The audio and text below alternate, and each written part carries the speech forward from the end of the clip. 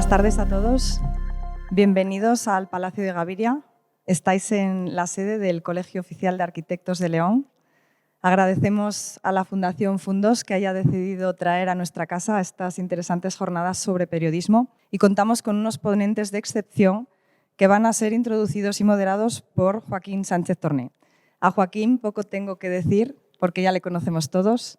Gran exponente de la cultura en nuestra ciudad, licenciado en Ciencias de la Información por la Universidad Complutense de Madrid, Joaquín inició su andadura en el mundo del periodismo en periódicos de tanto renombre como ABC, Crónica, etc. Y desde 2013 es el director de nuestro diario, del Diario de León. Es Premio Nacional de Periodismo Miguel Delibes en 2010. Ha escrito libros tan interesantes como El periodismo hecho jirones, autor de ensayos y críticas sobre la profesión, sobre el mundo, sobre la cultura en general y tertuliano habitual de programas de gran calado cultural. Hoy nos van a ofrecer una visión desde dos puntos de vista muy diferentes del periodismo, uno quizás con más solera, de la mano de Tomás, y otro desde la perspectiva más actual, de la mano de Víctor. Esperamos y agradecemos vuestra presencia y esperamos que os sintáis aquí como en vuestra casa, que disfrutéis de esta jornada y de todas las siguientes que van a venir. Y os esperamos hoy y todas las veces que queráis en la que también es vuestra casa, que es el Colegio de Arquitectos de León. Le cedo la palabra a Joaquín para que presente a nuestros ponentes y disfruten de la velada. Gracias. Pues muchas gracias por haber venido a escuchar esta mesa redonda, una mesa redonda que sirve de colofón al ciclo hemos elaborado entre Fundós y el Diario de León sobre el viejo periodismo y la nueva comunicación, que es el nombre que tiene este ciclo en el que hemos hecho 6 entrevistas. Y este es el colofón perfecto en el que hemos querido juntar pues, un representante de ese viejo periodismo y un representante de esa nueva comunicación, los dos leoneses, uno cepedano y otro bañezano, cosa que por otra parte probablemente no sea ningún defecto, sino todo lo contrario, sino más bien una gran virtud. Y con esto queremos hacer precisamente lo que hemos buscado con ese ciclo, intentar que las explicaciones que nos han dado los 6 entrevistados de este ciclo tengan aquí ahora una confrontación de ideas de qué es lo que se hizo mejor antes o se hacía mejor antes y qué es lo que se hace mejor ahora, que probablemente, bueno, todo tiempo tiene su cuestión y su aquel, y seguramente lo que se hizo en aquella época probablemente ahora no se puede hacer, y probablemente lo que se hace ahora en aquella época pues no tenía mucha cabida. Los dos, yo creo que los conocen los dos, Tomás Álvarez y Víctor Blanco. Yo precisamente estoy a medio camino entre los dos, probablemente. Tomás ha sido director del periódico Mediterráneo, uno de los referentes de la zona de Levante, ha sido directivo de la televisión valenciana, ha sido periodista en la agencia EFE durante muchos años, donde además prácticamente dio el nacimiento del periodismo económico en la agencia EFE. Y Víctor Blanco ha sido periodista en la radio, en Onda Cero, en Punto Radio, y ahora está pisando la misma moqueta que han pisado los 6 entrevistados de este ciclo, que es la del Congreso de los Diputados, trabajando en prensa, en comunicación del Grupo Parlamentario de Ciudadanos. A los dos les quiero primero pedir una pequeña intervención de qué es lo que creen que hemos conseguido o que por lo menos hemos puesto sobre la mesa de debate, esa diferencia entre las dos maneras de concebir el periodismo. Por supuesto, me imagino que cada uno dirá que la mejor época fue la suya y además eso espero para que por lo menos podamos discutir un poco sobre qué se hizo bien y qué se hizo mal y qué se hace bien y mal ahora. Insisto que yo estoy a caballo entre las dos edades y por lo tanto seguramente los guantazos los reciba yo por estar en el medio, ¿no? Tomás, ¿cómo lo ves? Es decir, aquella época fue una época, yo creo que dorada del periodismo porque la transición fue un momento tremendamente complicado para toda la sociedad y, por lo tanto, para los periodistas también, porque en el fondo somos un reflejo de la sociedad y como ese reflejo pues nos vemos presionados por delante y por detrás. Es decir, nos empujan por detrás para contar las cosas y luego por delante, bueno, pues hay una forma de recibir las noticias y en aquella época me imagino que bastante convulsa, pues difícil, ¿no, Tomás? No es mejor ni es peor. En realidad lo que es radicalmente distinto. Y aparte, en mi caso, he tenido la suerte de ver toda la transformación desde el principio hasta el final. Y digo la suerte porque yo empecé en la agencia EFE en pleno franquismo.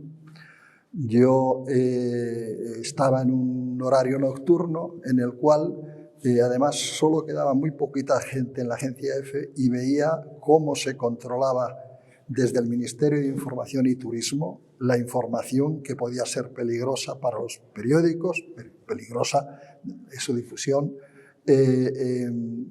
para las agencias o para las radios. Era un momento en el que efectivamente no existía una libertad de prensa, en el que las noticias que distribuía la agencia EFE, lo mismo que los periódicos tienen que pasar una revisión por la mañana, pero en el caso de la agencia EFE, que la distribución era instantánea, cuando había una noticia absolutamente, pues podía ser una manifestación relativa a la central de Lemoniz, por caso, ¿no? Esa noticia había que pasarla obligatoriamente a consulta al Departamento de Relaciones Informativas del Ministerio. Y por la mañana todos los periódicos tenían que ser entregados antes de su difusión. Incluso a veces el Ministerio, un caso a lo mejor recuerdo en estos momentos una manifestación en Granada en la que murieron 3 personas, se les advertía directamente a los periódicos: esa noticia no debe de aparecer, y si aparece debe de ir en una de las páginas finales con letra del cuerpo 7, un cuerpo pequeñito, y en la parte de abajo, que prácticamente no se vea. Es decir, viví todo ese momento realmente el control férreo sobre la información, y viví de una forma auténticamente esperanzada y gozosa la eclosión de las libertades. Un momento que realmente es maravilloso, y en ese sentido yo creo que vosotros no lo vais a vivir. Y es el que de repente se reforma totalmente el periodismo, salen nuevas hornadas de periodistas con otra mentalidad totalmente distinta, gente democrática, se van retirando los viejos cuadros que provienen en ocasiones incluso de la Guardia Civil o de la policía. Es decir, es que hay una infiltración total del poder en el propio, diríamos, aparato productivo del periodismo, ¿no? Entonces, es un momento auténticamente de ilusión en la que llega gente con vocación democrática, gente con tremendo respeto a la Constitución que empiezan a hacer y que en algún sentido generan un periodo en el cual los medios informativos son capaces de transformar un poco el ecosistema social y ayudan a que en el país se tome con cierta normalidad el cambio, la democracia, el sistema de partidos, el sistema autonómico. Es decir, es un momento, a lo mejor me enrollo. No. Bueno, ¿cómo no? Es un momento en el que la prensa goza de un prestigio tremendo. Me parece que fue en 1986, el CIS hizo un análisis del estado de la opinión pública y pedía, una de sus preguntas era cómo valoraba la actuación de los distintos estamentos sociales, y entonces resulta que encabezaba la monarquía, hay que darse cuenta de este tipo de cosas, ¿no? Encabezaba la monarquía con un 8% o algo así, o con un 8 y pico sobre 10, y había un grupito cercano a la monarquía de sectores que estaban tremendamente valorados. Entre ellos estaba el periodismo con un 7 y pico. Es decir, es un momento en el que el periodista toma una actitud decidida de apoyo a la democracia, y el pueblo así lo recibió. Bueno, de hecho, has hablado de 2 cosas. Una de la época de ese control férreo de la información. Ahora estamos en una protesta férrea de la información. Antes te controlaban para que no publiques y ahora te montan un lío cada mañana por haber publicado. Cosa que prácticamente la intención es la misma. Tratar de controlar a los periodistas, porque al final todos los gobernantes le tienen cierto pánico a la prensa, cosa que por otra parte creo que es lo que nos tiene que llenar de orgullo. Has dicho que en aquella época los periodistas tenían una buena prensa, un prestigio, y ahora lo que tenemos es, tú decías, un prestigio enorme, y ahora lo que tenemos es un desprestigio enorme, que también está bien, ¿no? Eso nos lo puede explicar Víctor. Hay una diferencia enorme. Ahora somos un problema, pero somos un problema para los que quieren que la información no fluya de manera que los que luego tienen que votar no sepan bien lo que está ocurriendo, ¿no? Son varios debates en uno y de hecho lo importante y lo interesante es abrir espacios como este para reflexionar en un momento en el que la comunicación es poco menos que la comida rápida, que la fast food, que llegas, lo consumes y te vas, que un vídeo de 30 segundos en Twitter ya parece una eternidad, y en el que, hilando un poco sobre este tema, el titular tiene que ser lo suficientemente atractivo como para que pinches en esa noticia y no te esté contando toda la información. El fenómeno del clickbait, y esto ya estamos hablando de fenómenos más bien recientes en los que hay determinados medios digitales que decididamente han apostado por un periodismo en el que solamente quieren que entres en esa noticia y pueda ir al anunciante diciéndole ha habido X número de pinchazos sobre esta noticia, aunque luego no llegues ni al segundo párrafo de la noticia. Muy pocas personas ahora mismo creo que se leen, o no debería ser así, ¿no? Pero se leen una noticia completa y simplemente se queda en el titular. Por eso hay que reflexionar y por eso hay que pensar que una profesión tan vocacional como es esta, porque finalmente es poco atractiva a nivel económico, a nivel de salida, cuando alguien te dice que va a estudiar periodismo, comunicación audiovisual, publicidad y relaciones públicas, hay poca gente que te anime a ello, hay poca gente que te empuje, y tiene que ser decididamente vocacional para hacerlo cambiar con el paso de los años. Es una carrera también práctica, ¿no? Yo siempre se lo digo a los que entran a estudiar esta carrera, que hagan prácticas casi desde el primer momento, porque así van a saber lo que es una redacción. Es donde considero que se aprende esta profesión, pisando una redacción, levantando un teléfono.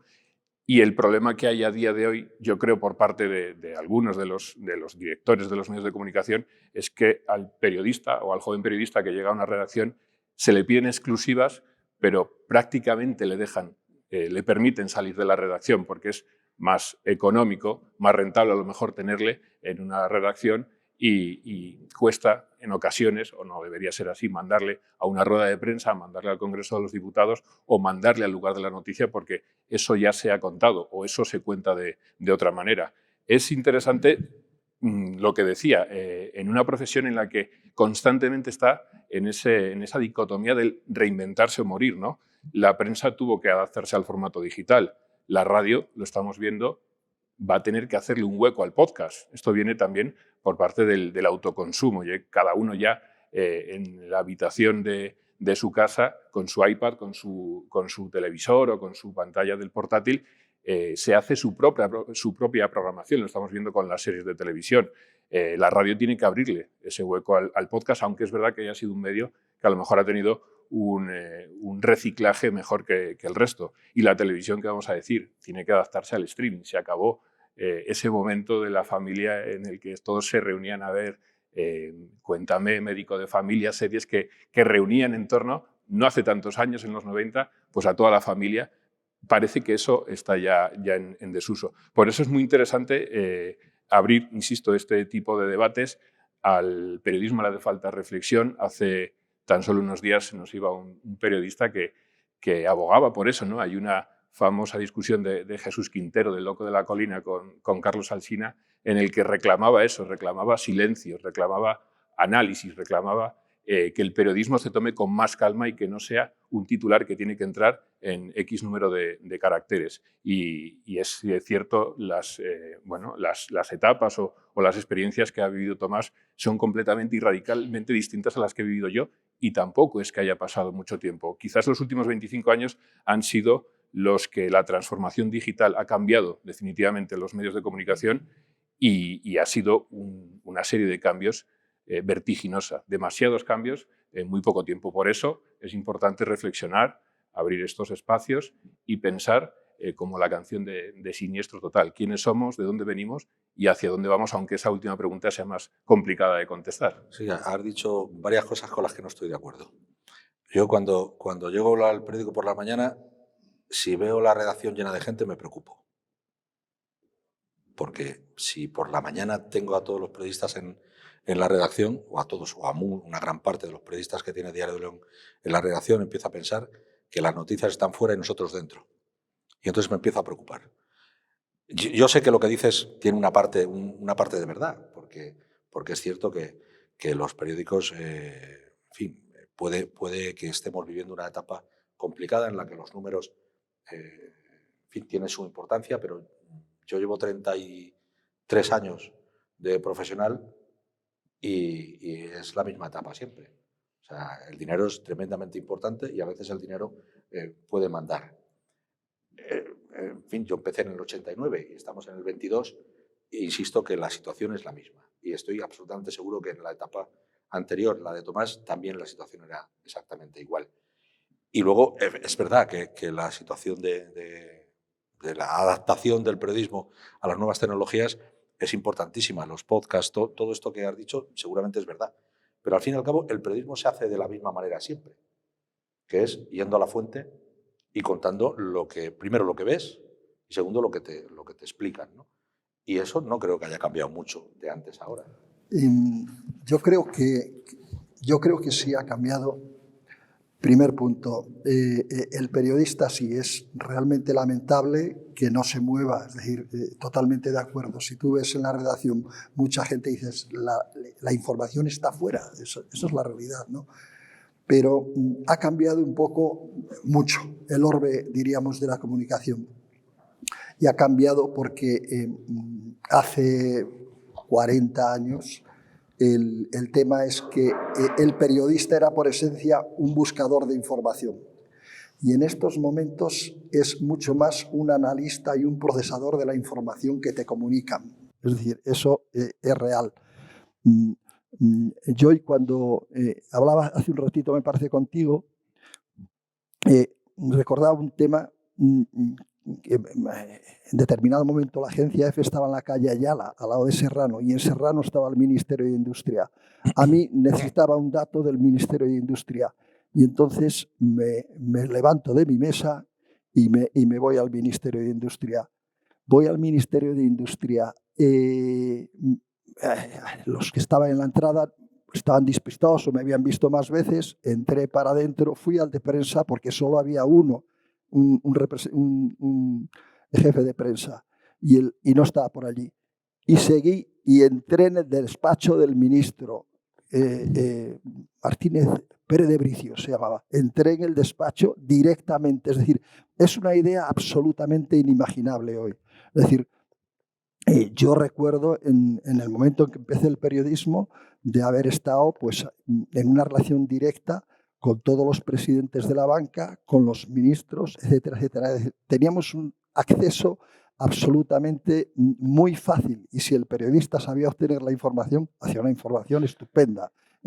Y en cambio ahora lo que existe es un sistema de comunicación muy distinto en ese aspecto. Es decir, imaginémonos una compañía como Telefónica.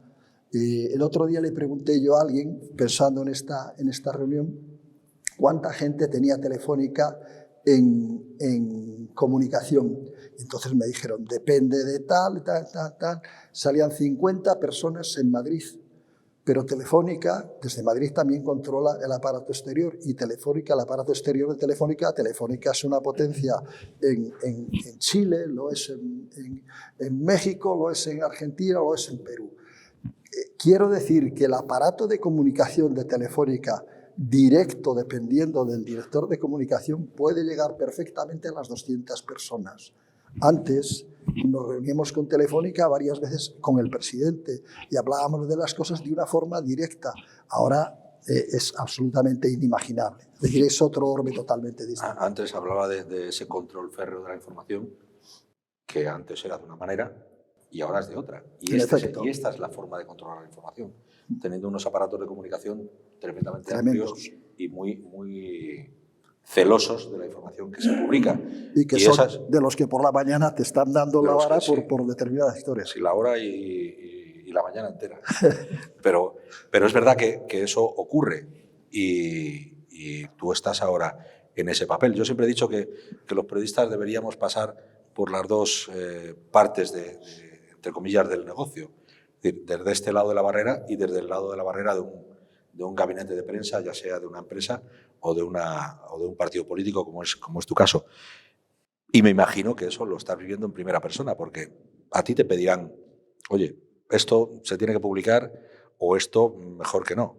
Es interesante y es muy importante estar en los dos lados, vamos a llamarlo trinchera, ¿no? Te abre un espectro de cosas que tú como periodista no ves y que de repente te pasas al otro lado y dices, ostras, son cosas que tú de alguna manera no controlabas o no considerabas, ¿no? Si hay algo que nos debería de unir y algo que debería de seguir, hablábamos de cómo conseguir las fuentes, es ese contacto directo, contacto físico. O sea, muchas veces ahora me ha pasado esta misma semana con Tomás, yo veía un poco agresivo llamarle directamente para conocerle, para saludarle, para preparar un poco lo de hoy y sin embargo lo que hice fue escribirle un WhatsApp. Antes yo creo que era muy común que te llamaran 15, 20 personas durante las 2 horas primeras de la mañana y no pasaba nada. Se comunica el periodista con el protagonista de turno pues de una manera muy diferente. ¿Cómo se consiguen esas fuentes? Pues los llamados corrillos que uno ve cuando un proceso periodístico que es el off, no porque lo que se cuente no se oye, sino que lo que tú hablas con un político, un periodista habla con un político, hay una norma no escrita en la que tú no puedes entrecomillar lo que te está contando, pero sí esa información te sirve para conseguir otro tipo de información. ¿Con esto qué quiero decir? Que ese tipo de procesos se deberían de seguir manteniendo, que los periodistas de los medios digitales del día de hoy pues deberían de seguir teniendo ese trato personal. Hace poco en una serie de HBO, en Salvar al Rey, hablaban periodistas como Casimiro García Vadillo, como Pilar Urbano, que Sabino Fernández Campo muchas veces les recibía directamente para contarles cosas sobre la Casa Real, cosas que no podrían desvelar, pero que sí les servían, como decía, para buscar otro tipo de información. Y luego, pues el papel de las redes sociales, que ha barrido con muchas de las prácticas periodísticas del pasado y que da la sensación de que los periodistas tienen que estar tuiteando y trabajando al mismo tiempo, cosa que es bastante complicado, ¿no? O sea, tú una noticia que a lo mejor quieres contar con todo el rigor, con un día de trabajo para ello, en el periódico en papel del día siguiente, la tienes que, o la explotas o la pisas en el mismo momento en el que tú te enteras en Twitter. Esto pasa con el mundo del deporte, ¿no? Hubo un tremendo debate sobre si Twitch, la aplicación Twitch, el programa en el que Ibai Llanos, que es uno de los referentes, ¿no? Y esto sería otro debate, hablar de los youtubers, se llevaba las entrevistas, en ese caso la exclusiva de entrevistar a Leo Messi cuando fichó por el Paris Saint-Germain. Se acabó el hecho de que le tengas a las 12 en la radio como hacía José María García, ¿no? La noticia ya no te la cuenta García a las 12 con el invitado sentado en el estudio, sino que te la cuenta el propio Gerard Piqué poniendo un tuit y te revienta por completo todo tipo de proceso. Por tanto, el protagonista, el famoso, está en contacto directo con el ciudadano que sigue en Twitter a ese personaje y ya de alguna manera se saltan el papel del periodista, que era lo que se hacía en tiempos. Lo digo por el tema del mundo del deporte porque me parece bastante explicativo cómo, insisto, ni José María García ni José Ramón de la Morena se podían imaginar que hubiera un día en el que el protagonista de turno iba a contar esa noticia en las redes sociales para todo el mundo, contacto directo con el ciudadano. Y antes la gente se esperaba a las 12 de la noche para ver qué es lo que iba a decir ese protagonista. Por eso que yo creo que el tema de las redes sociales también sería otro debate también más amplio, ¿no? Pero da la sensación de que muchas veces al periodista se le pide que esté trabajando y que esté al mismo tiempo, al mismo momento, contándolo en sus redes sociales. Es que eso es otro debate, el del intrusismo profesional. El del intrusismo y el de la confusión entre periodismo y espectáculo. Ibai Llanos, casi con toda seguridad, puede hacer mucho espectáculo, pero hará poco periodismo. Y eso es algo que también entra en nuestro debe. Y no sé por qué permitimos, y yo lo he dicho en muchos foros, y me apetece decirlo también en este, no sé por qué permitimos que gente que no es periodista ejerza de periodista. Yo no soy médico y jamás me van a dejar operar. Por mucho que yo conozca al dedillo cada uno de los huesos del cuerpo o cada una de las arterias, venas, no me van a dejar operar. Y por mucho que me conozca el Código Penal desde la primera letra hasta la última letra, tampoco me van a dejar defender o estar en un juicio de acusador o de fiscal. No me van a dejar, por mucho que sepa. No creo que debamos permitir ese intrusismo, al margen de que es verdad que hay mucha gente que está ejerciendo el periodismo que no ha estudiado la carrera. Pero bueno, insisto, también es ese otro debate, pero no quería dejarlo pasar, que la confusión también entre el espectáculo, Ibai Llanos hará espectáculo, pero no hará periodismo nunca. Tomás. Yo pienso que efectivamente en el periodismo actual ha habido primero un cambio del ecosistema, diríamos, periodístico, pero también un cambio tecnológico, y hay mucha gente que se te cuela por el aspecto del cambio tecnológico e incide en aspectos que antes eran periodísticos.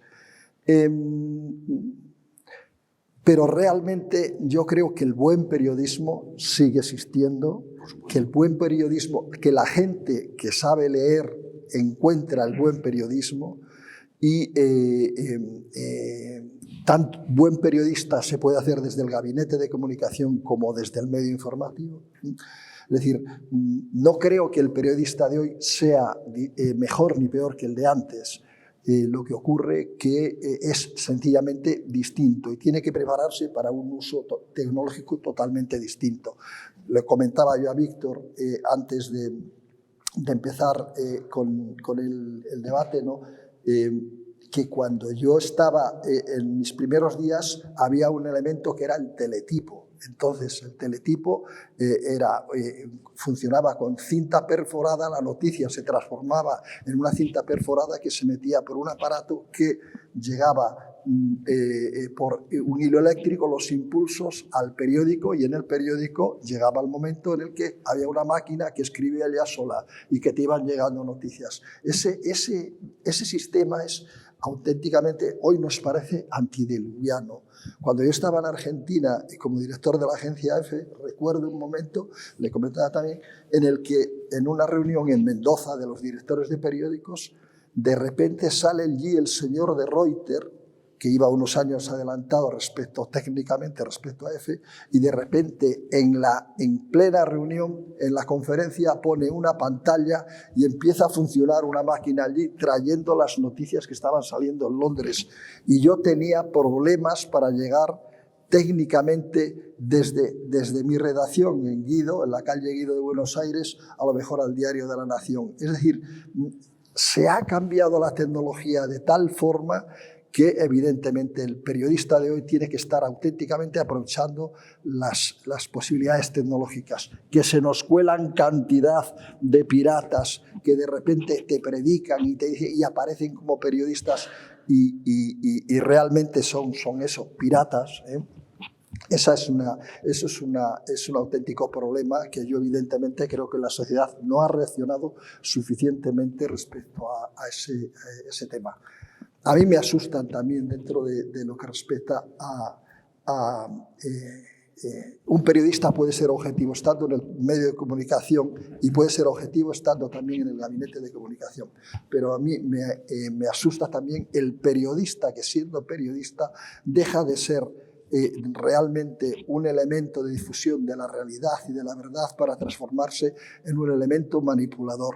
Es decir, uno puede estar en un gabinete de prensa, en un gabinete de comunicación de un partido político o de una institución, pero no por ello tiene que tratar de engañar al público. Tiene que comunicar lo que quiere él vender, pero no tiene que manipular al público.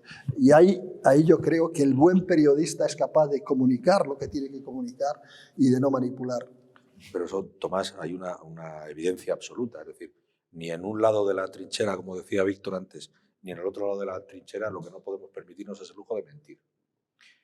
Y probablemente el periodista que está trabajando en un gabinete de prensa que mienta durará en el gabinete de prensa el tiempo en el que tarden en descubrirle las mentiras, que seguramente es poco. Y por la velocidad en la que se hace el periodismo ahora, probablemente sean 3 días. En 3 días te quedas sin trabajo si mientes. Otra cosa es que no cuentes aquello que no te interesa. Que bueno, en fin, es otra forma casi de mentir, pero bueno, yo creo que eso lo entiende cualquiera, ¿no? Pero el periodista que trabaja en el medio de comunicación también tiene como primera premisa no mentir. Que cometerá errores, que yo creo que nadie estamos ajeno a que cometamos errores o sencillamente a que confiemos en una fuente de información que nos miente. Bueno, pues ese día que confiamos en esa fuente nos miente y lo que tenemos es que aprender a que esa fuente ya no nos vale, ¿no? Y me imagino que tú eso, desde tu ahora perspectiva de periodista en el Congreso de los Diputados, lo tienes que vivir al día, ¿no? Se aprende mucho y tienes, como decía antes, una visión completa, no completa, pero sí que te amplía mucho la mirada. Decía antes Tomás que ni es lo mejor lo de ahora, ni lo de antes hay que desecharlo y viceversa. Yo creo que hay que llegar a una escala de grises, hay que llegar a una compensación en la que al periodista como Tomás hay que escucharle, porque seguramente todas las anécdotas, todas las vivencias, todo lo que él ha vivido, de alguna manera ellos moldean lo que hoy conocemos como periodismo. De alguna manera son padres de todo lo que nosotros luego hemos vivido. Pero las viejas, las antiguas generaciones no pueden tampoco mirar para otro lado de lo que se está viviendo hoy y de lo que hoy se consume y de lo que hoy los periodistas, cuando llegan a una redacción, se encuentran.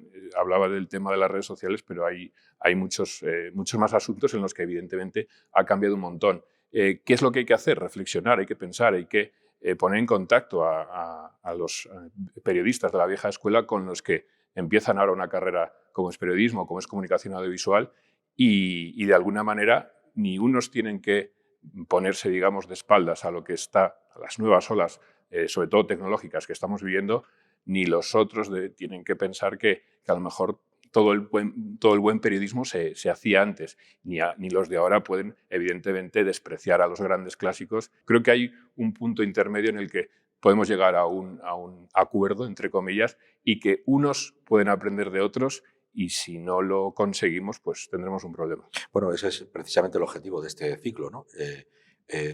Que las generaciones que vienen ahora de nuevos periodistas que terminan la carrera sean conscientes de que tarde o temprano se van a convertir en viejas glorias, igual que tú.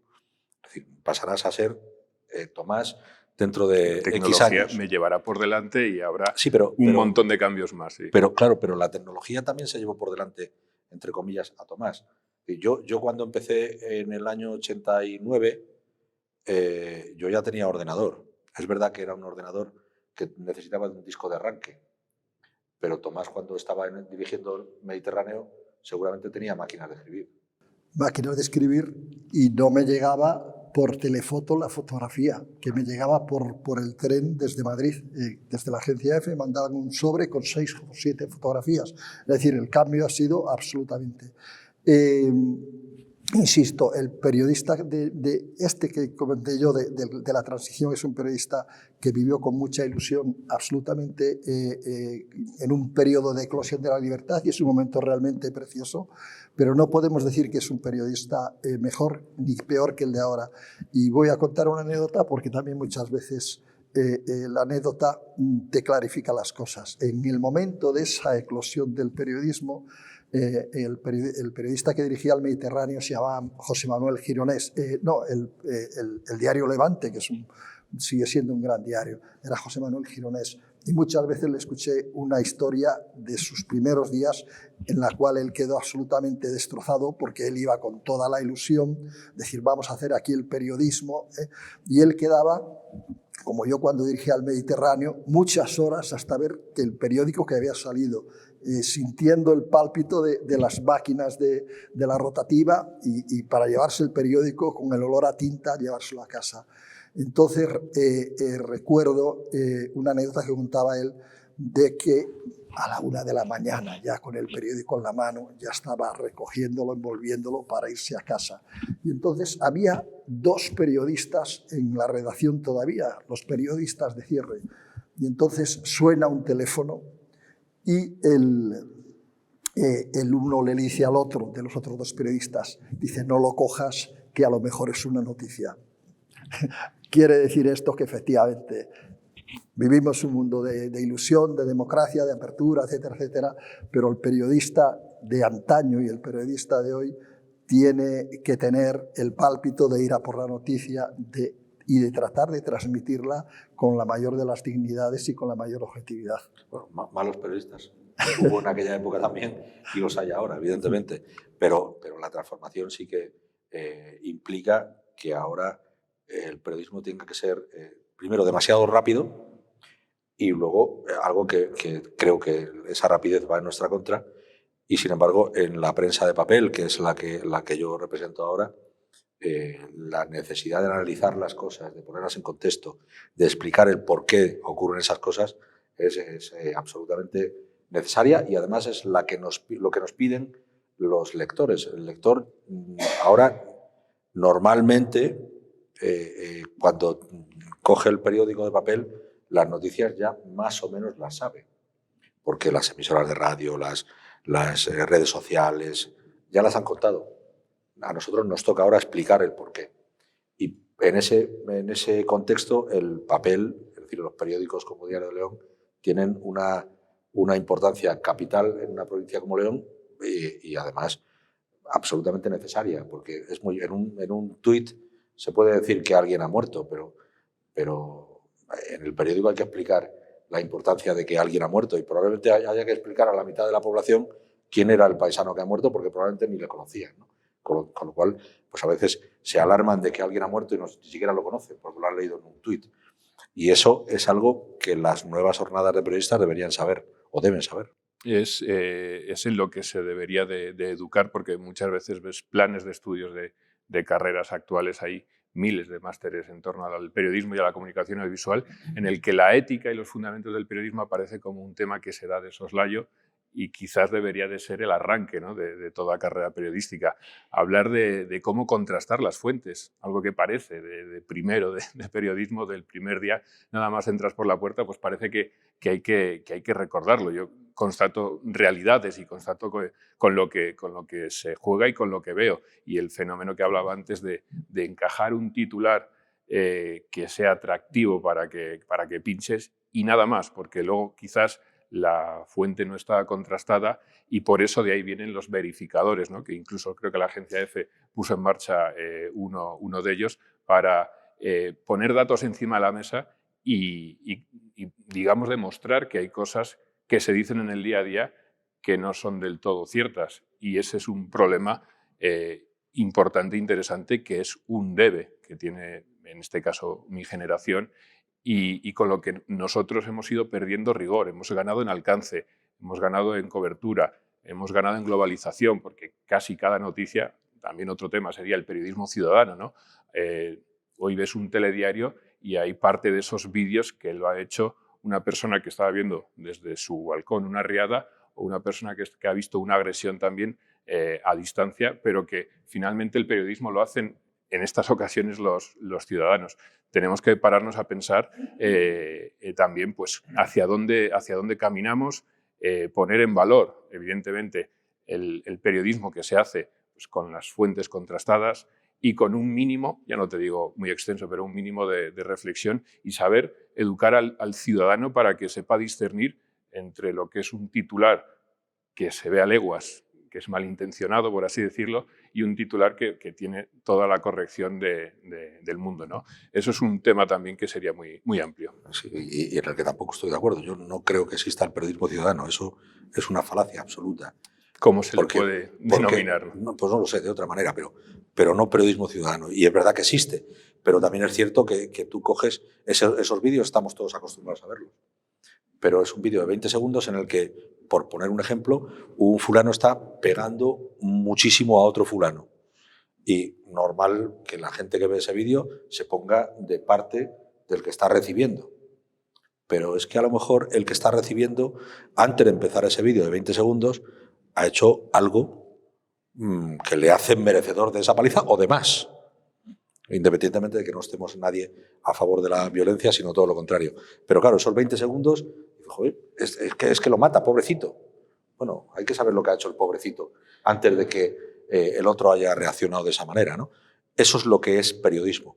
Lo otro es un vídeo que hace un paisano que tendrá su valor, que de hecho es verdad que tiene su valor y que los medios de comunicación a veces le damos esa categoría de veracidad o esa bueno, pues, aspecto de que es cierto, pero esto ocurre y estamos todos acostumbrados. Y por eso creo que el hecho de que no llamemos a las cosas por el nombre que no son es lo primero que debemos hacer en muchas ocasiones. Yo insisto, o sea, si ahora viéramos un vídeo en el que una mujer apuñala a un hombre, pues a lo mejor nos escandalizamos, pero a lo mejor es que 15 segundos antes el hombre, o una vida antes, el hombre ha pasado maltratando a esa mujer años, y esa es una reacción, en fin, en un momento dado reacciona y acaba con ese vídeo. Y nos escandalizamos, nos echamos las manos a la cabeza porque hemos visto esto, pero no hemos visto todo lo demás. Y esa es probablemente la misión que tenemos. Totalmente de acuerdo. Tenemos la necesidad de transmitir a la gente una información y absolutamente una documentación y definiendo el entorno. Me recordaba hace un momento de algo que se decía hace 30 años, el papel desaparece, van a desaparecer los libros, van a desaparecer los medios de comunicación escritos. No desaparece y tardará un tiempo muy grande, yo pienso, porque efectivamente el que te escribe muchas veces en el papel, yo veo, por ejemplo, los diarios de los domingos, sobre todo, tiene un tiempo, tiene un reposo, tiene una capacidad de análisis que efectivamente no te la da el tuit, no te la da el mensaje corto de Internet, y que te la produce un periodismo reflexivo, un periodismo que te analiza las cosas con un entorno y que te permite realmente que llegues a conocer un poco más, acercarte a la verdad de los temas, ¿no? Entonces yo pienso que efectivamente el periodismo debe de ser reposado, y en ese sentido uno de los graves problemas que tiene en las nuevas tecnologías es que se frecuenta excesivamente el error, y efectivamente normalmente los medios escritos en ese sentido juegan con la desventaja del tiempo, porque el periódico que recibes hoy te trae los temas de ayer, pero juegas con la ventaja el análisis racional, serio y con una serie de perspectivas, una visión mucho más rica. Por alusiones, Víctor. Como, no alusiones de él, sino las mías. Sí, yo lo que hago es constatar realidades. A mí sí. Me gustaría que volviéramos al periodismo en el que yo, insisto, estamos perdiendo rigor. Estamos ganando otras muchísimas cosas, pero a medida que pasa el tiempo estamos perdiendo rigor y no estamos sabiendo detenerlo, ¿no? Y quizás, insisto, este es un buen momento para parar a pensarlo y para analizar hacia dónde vamos. Quisieron matar a la prensa en papel, quisieron matar a la radio en el 79, cuando decían que aquella canción, ¿no?, de El vídeo mató a la estrella de la radio, pues aquí sigue muy viva, de alguna manera ha conseguido sondear esta ola, pero es verdad que vuelvo al tema de las redes sociales. ¿Cómo ha influido las redes sociales, en este caso, en el mundo de la radio? Puedes decir, la radio es enchufas, la oyes y ahí no tiene cabida las redes sociales. Pues directamente la participación del oyente es menor. Aquello del quinto tertuliano de Luis del Olmo, pues parece que ha caído en desuso en detrimento de un tuit que escribes a cierta dirección y el cual un redactor del programa de turno pues se encarga de leerlo. Lo que comentaba antes, un narrador de fútbol, al mismo tiempo que está narrando un partido de fútbol, está tuiteando con lo que está pasando, como si no tuviera bastante o como si la gente ya no estuviera escuchando. Y luego hay una tensión. Hace poco entrevisté al poeta Antonio Colinas, bañezano también, y él veía una tensión entre la imagen y la palabra, ¿no? Parece que todo es imagen a día de hoy y la vuelta de tuerca ya es algo en lo que yo estoy totalmente en contra, que es televisar la radio, televisar los programas de radio. La radio es precisamente eso. Tú, de alguna manera, percibes lo que el locutor te está diciendo por esa temperatura, por ese color que le pone a la voz. No necesitas ver la imagen. Por eso, quizás la radio en ese sentido sí que de alguna manera ha conseguido sondear mejor la ola, pero es verdad que también está imbrincada en este tema de las redes sociales. Y volviendo un poco también a la conversación que tuve con Antonio Colinas, en esa labor también de escuchar a los clásicos, él decía que de alguna manera también había que llegar a ese equilibrio, ¿no?, entre las nuevas tecnologías que para él, por ejemplo, de cara a la poesía, las consideraba buenas, porque al mundo de la poesía le había venido bien tener Twitter, al mundo de la poesía le había venido bien, de alguna manera, difundirse por estos nuevos medios de comunicación, pero sin olvidar el libro, sin olvidar ese elemento físico que tocas, que palpas, incluso que hueles, por lo que, de alguna manera, tenemos que llegar a ese digamos, punto medio. Punto intermedio. Me gustaría preguntarte una cosa. Tomás, cuando empieza en la época de la transición, hablaba antes de la cercanía que había entre los periodistas y los protagonistas de esa transición, con los políticos en el Congreso de los Diputados. Yo no he vivido el Congreso de los Diputados como periodista, al margen de haber estado allí en ocasiones, pero sí he vivido las Cortes de Castilla y León. Y hay una gran diferencia en las viejas Cortes de Castilla y León que estaban en el Castillo de Fuensaldaña con respecto a las que hay ahora en el nuevo edificio de las Cortes. Allí había un bar y había un contacto permanente y muy directo entre los periodistas y los consejeros y los procuradores de las Cortes. Ese contacto era el que explicabas, Tomás, en el Congreso de los Diputados. Ahora que tú estás allí, ¿existe ese contacto? Existe ese contacto, por lo que yo he vivido, y puede que sea menor a lo que a lo mejor en otros periodos anteriores se haya vivido. Hablaba antes del corrillo, que es un corrillo, que hablamos muchas veces en clave, ¿no?, en el argot periodístico, y a lo mejor el ciudadano de a pie no concibe lo que es. El corrillo es cuando un político se mueve entre el hemiciclo y su zona del despacho, y varios periodistas van a preguntarle sobre el tema del día o sobre algún asunto que a lo mejor necesitan más información o quieren rascar más. Y ahí es donde se produce lo que comentaba antes del off, ¿no?, de ese pacto no escrito de una conversación, de unos detalles, de unos datos que te ofrece, en este caso es el político, pero puede ser otro personaje, y que tú no puedes entrecomillar, no puedes contar literalmente, pero te sirve para formar una noticia. Existe ese contacto, quizás haya más impedimentos que en otros momentos, pero pasa también con el mundo del deporte. Lo cuentan los narradores de los 80 y de los 90, que a día de hoy es impensable que un periodista viaje con un equipo de fútbol en el mismo avión hacia una ciudad europea para jugar un partido de la Champions. Comían con ellos, cenaban con ellos, convivían con ellos. Ahora me parece que es algo impensable, o algún periodista deportivo no lo podría confirmar, pero me parece algo impensable que se produzca este contacto directo, físico y prácticamente diario que tenían los periodistas deportivos con los deportistas. Ahora son grandes estrellas que van rodeados de una corte en ocasiones bastante grande y que parece como muy inaccesible, ¿no?, el deportista en este caso. Otra de las cosas que ha cambiado y con las que yo particularmente pues no estoy de acuerdo, porque se pierde parte de esa esencia, ¿verdad? Bueno, se pierde con el futbolista, pero se mantiene con el Papa. El Papa sigue viajando con los periodistas que cubren la información cada vez que hace un viaje oficial, y siempre en el avión hay una especie de conversación, rueda de prensa con el Papa. Yo no lo he vivido, obviamente, pero lo hemos visto, ¿no? Y es el corrillo. Y sin embargo, pues le restamos valor a ese tipo de cosas, ¿no? Yo creo que la explicación directa es lo que le da valor al periodismo. Eso es lo que le da viveza, lo que le da hermosura al periodismo, y lo que realza el papel del periodista, la presencia y el dominio del entorno. Yo ayer estuve preparando un poco, cogiendo algunos detalles de datos de estos para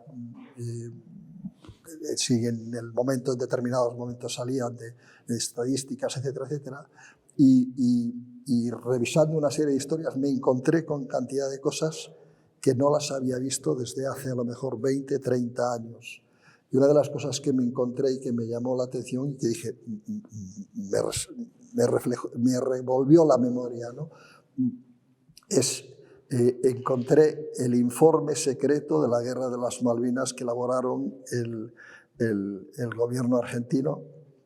Y lo encontré, estaba allí metido en un montón de entre folios viejos, de esos que aparecen ya totalmente amarillentos, y me encontré, como me hice con aquel informe. Y recuerdo, me llama el embajador de España y me dice: Tomás, estamos interesados en un informe del gobierno argentino. Dice, pero somos incapaces de llegar a él. Entonces dice, te voy a mandar al agregado militar. Pues que venga el agregado militar. Entonces me cuenta. Dice, Tomás, habéis dado noticia de que hay un informe sobre la Guerra de las Malvinas con una información preciosa. Es más, sabemos que tiene una cartografía de la Guerra de las Malvinas, de todas las Malvinas, que no se había hecho nunca y que es un tesoro. Y el Ministerio de Defensa la quiere. Bueno, pues muy bien. Dice, la hemos pedido al gobierno argentino por varios niveles y no somos capaces de tenerla. Y yo recuerdo que le digo, veré lo que puedo hacer. Y entonces, esa misma mañana, en el momento en que se va el agregado de defensa, telefoneo al general que gobierna la comunicación de la Junta, pero así, directamente, de la Junta Militar Argentina. Y entonces le digo, oye, quería tomar café contigo. Entro y hablamos de una serie de cosas, de una serie de historias estratégicas, de la situación de los países, etcétera, etcétera. Y entonces, en determinado momento, le digo, me interesa el informe secreto. En el momento que llegas a cierto nivel de confianza, yo ya había hablado con él otras veces y tal, me interesa el informe secreto. No le dije para qué, le dije, mira, me voy a ir de Argentina, pero me gustaría que quedara el tema en mi despacho para el que va a sustituirme en la delegación de Argentina. Dice, no te preocupes. Me resultó tan fácil el tema que le dije, si haces el favor, me das 2 informes. Son cada uno de 2 tomos. Y justamente encontré ayer el que me traje a España, ¿no? Me resulta, en ese sentido, el periodista de nuestro tiempo tenía eso que comentábamos, que es la valentía y la osadía de ir hacia la fuente, pero vamos, directamente. Entrabas hacia la fuente y llegabas a la fuente, sea un informe secreto de los militares, sea cualquier cosa. No teníamos toda esa pantalla inmensa de gabinetes de comunicación, etcétera, etcétera. Teníamos mucha más facilidad. Pienso que era mucho más fácil llegar también que llega hoy. Hoy es prácticamente imposible pensar que un hecho como ese de buscar un informe secreto de un gobierno de un país que lo pueda resolver y llamar a la tarde y decirle al embajador, oye, pasa que te doy un ejemplar. ¿Entiendes? Bueno, eso sigue ocurriendo ahora, ¿no? Sí, pero también forma parte, es más excepcional. Pero forma parte también del trabajo del periodista. El periodista tiene que ganarse la confianza de la fuente. Hombre, claro. Y cuando te ganas la confianza de la gente, yo a los trabajadores, a los redactores del periódico y a los que he tenido en otros lugares, siempre les digo, tú pregunta, tú pídelo. Es que no me lo va a dar. Tú pídelo. Sí, sí, y hay que saltarse el gabinete de comunicación. A veces ya lo sentimos, Víctor. Lo siento por ti, pero sabes bien hay que de qué va así. esto perfectamente y evidentemente el contacto físico, parezca una tontería, ¿no? Pero hace muchísimo. No es lo mismo hacer, vosotros dos lo sabéis, una entrevista en un estudio con sensaciones, con una cosa que le hayas podido decir antes al entrevistado. El cuerpo a cuerpo es muy diferente a hacer una entrevista por teléfono o a conseguir una fuente vía WhatsApp, que es muchas veces a día de hoy lo que se puede llegar a hacer, ¿no? Ese contacto directo al periodista, por supuesto que le dan ganas de saltarse al gabinete de comunicación, aunque es verdad que esa es la labor precisamente del gabinete, hacer un poco de pantalla o por lo menos filtrar, ¿no? lo que pueda o lo que no pueda interesar. Ha cambiado mucho, es muy diferente. En este caso, en el Congreso sí que hay una parte en la que se conserva esa tradición del contacto personal entre periodistas y políticos, pero bueno, de alguna manera también es una lección que se puede aprender y que finalmente pues, no hablamos de un periodismo mejor y otro peor, sino que los tiempos han cambiado y han cambiado mucho en muy poco tiempo. Sí, pero los periodistas y este ciclo y esta mesa redonda tiene un destino muy claro, que es el de los nuevos periodistas, los que están ahora estudiando para ello, ¿no?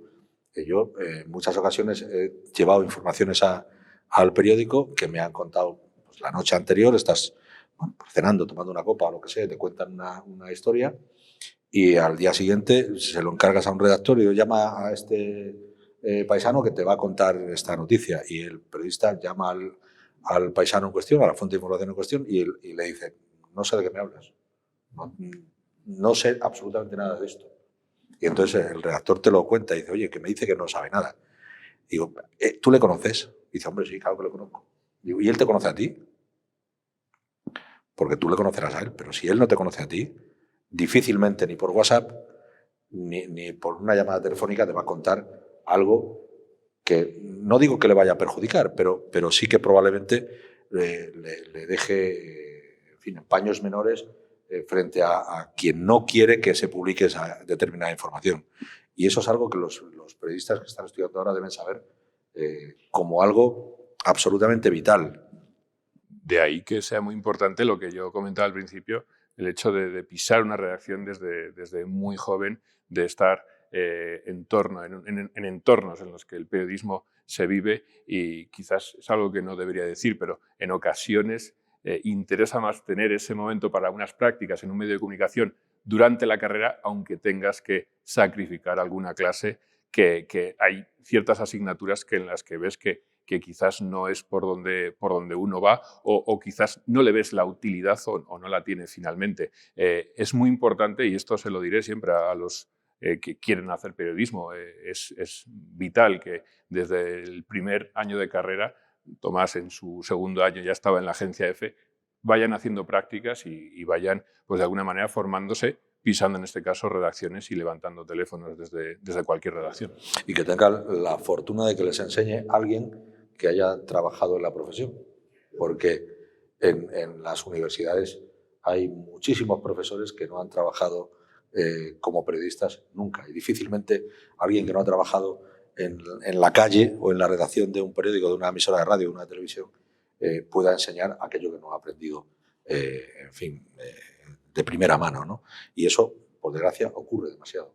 De hecho, en las facultades muchos de los profesores son precisamente gente que no ha sido capaz de aplicarse, de tener un éxito en los medios informativos.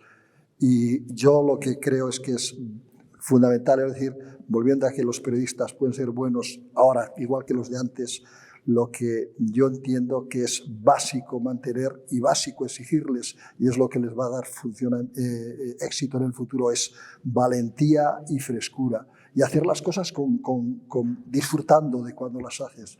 Yo cuando tenía gente de prácticas en los distintos lugares donde he estado, siempre le he dicho al periodista una cosa: suéltate el pelo, es decir, sé tú, y métete y disfruta con lo que estás haciendo. Es decir, hay que disfrutar y hay que tener osadía. Para mí eso es básico. Con teletipos, con internet o con tweets. Es decir, cambian los sistemas, pero hay que darle frescura al periodista, y eso es esencial, frescura y justamente objetividad. Para terminar, quería pediros una última reflexión, Víctor, y así dejamos que sea Tomás el que cierre con su reflexión. Sigamos reflexionando, esa puede ser la reflexión, sigamos abriendo este tipo de espacios, sigamos escuchando a los padres del periodismo, y adaptemos también, esto lo digo por mi generación, adaptemos esa llegada a los medios digitales a las personas que no son nativos digitales. Yo es verdad que no nací con un móvil en la mano, pero sí entiendo que pertenezco a una generación que ya el tema de las redes sociales principalmente pues lo ha tenido desde el primer día en las redacciones de los periódicos, de las radios, de las televisiones. Lo comentaba antes, estamos perdiendo cierto rigor con el paso del tiempo debido a a este tipo de periodismo que se realiza, y estamos ganando en otras cosas. Sigamos pensando, sigamos analizando, sigamos señalando, escuchemos a los viejos maestros del periodismo e intentemos, insisto, no cargarnos, no descartar de alguna manera ninguno de los dos periodismos, ni el millennial, que se le ha dicho, se le ha denominado de alguna manera en la presentación de esta charla, ni al periodismo de la vieja escuela que representa Tomás. Así que creo que hay un punto intermedio en el que todos podemos convivir con la ayuda de unos y de otros y, por supuesto, abriéndonos y no descartando ninguno de los dos escenarios. Tomás. Yo diría que hay que tener, pondría dos elementos, dos objetivos. Primero, bueno, conociendo efectivamente que los medios técnicos, las tecnologías son totalmente distintas, hay que dominar las nuevas tecnologías si quieres hacer buen periodismo, pero sobre todo hay que tener un respeto a la objetividad, un respeto a la verdad y tratar de hacer las cosas lo mejor posible. Yo pienso que hay un elemento absolutamente esencial y es tratar de llegar a la excelencia también con el trabajo periodístico de cada día. Y ahí lo dejaría. Pues Tomás Álvarez, Víctor Blanco, muchísimas gracias por haber participado en este colofón, en este cierre del ciclo sobre el viejo periodismo y la nueva comunicación puesto en marcha por Fundós en colaboración con Diario de León, con el periódico que me toca dirigir, y a todos ustedes que han venido a presenciar esta mesa redonda físicamente, que es algo que ahora parece que empezamos a retomar después de la terrible pandemia. Muchísimas gracias, y a los que lo vean a través del canal Fundós Forum y a través del diariodeleon.es, pues también muchísimas gracias por la atención, y espero que este ciclo de 6 entrevistas más esta mesa redonda les resulten interesantes. Muchas gracias.